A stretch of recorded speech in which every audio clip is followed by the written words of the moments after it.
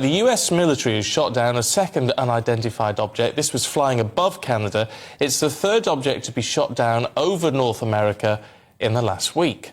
A Chinese balloon was downed last weekend, while on Friday an unspecified object the size of a small car was shot down off Alaska. And now they're saying this one was cylindrical, which is sort of different again.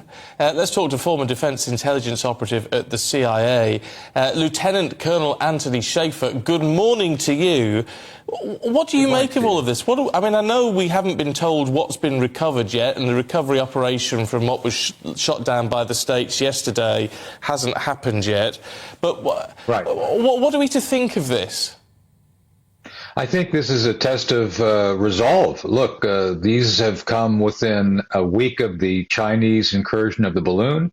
I think these are related. We don't have confirmation that the Chinese have done this. With that said, many of us had forecast that because of the delay in response by Joe Biden, we would see more tests of our airspace, and that's what we're seeing. I believe this is simply Cold War brinksmanship. During the Cold War, I remember it because I lived through part of it. There was tests regularly by the Russians trying to see what they could get away with. And I think this could perhaps be the Chinese doing a very similar thing at this point in time. Do we know what these... I mean, in terms of what even just the shape and size of these objects, I mean, the first one was the size of a double-decker bus. It sort of looks like almost like a weather balloon. The second one, we're told, a small car. The third one, we're told, a cylindrical object. I mean, does any of that make sense to intelligence people?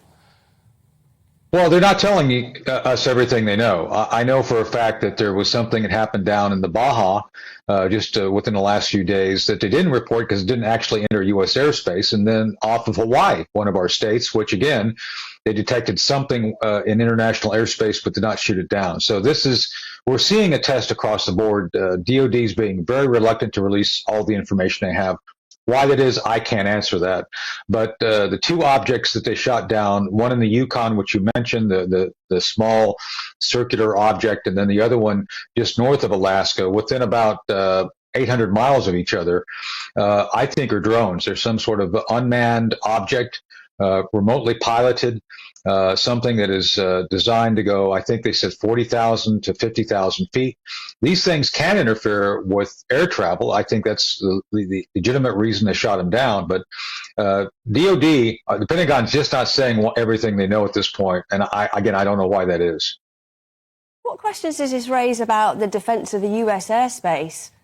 I mean, shouldn't they have seen it coming?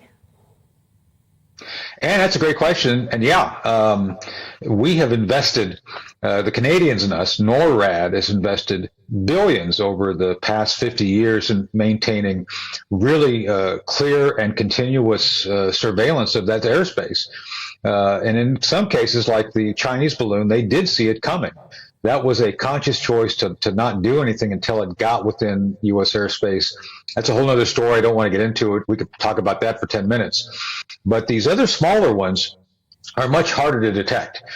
You could launch these things from a ship, from a submarine, well within the coastal limit, and then next thing you know, they're up there. So you have to have a certain amount of standoff of a radar to see it. So again, Ann, I think this is a test of our capacity to see what we will detect and how rapidly we can do it.